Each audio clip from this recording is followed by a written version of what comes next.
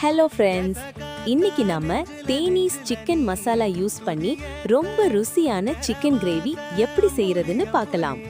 முதலில் ஒரு வாணலியில் எண்ணெய் ஊற்றி வெங்காயம் மற்றும் பச்சை மிளகாய் சேர்த்து பொன்னிறமாகும் வரை வதக்கவும். இது கூடவே புதிதாக அரைத்த இஞ்சி பூண்டு விழுது சேர்த்து அதோட பச்சை வாசனை போற வரைக்கும் நல்லா வதக்கி விடுங்க. அதனுடன் தக்காளி சேர்த்து நன்கு குழைய வதக்க வேண்டும். இப்போது முக்கிய பொருளாக தேனீஸ் சிக்கன் மசாலா சேர்த்து கிளறவும்.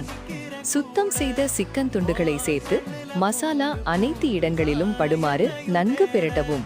தேவையான அளவு தண்ணீர் ஊற்றி சிக்கனை வேகவிடவும்.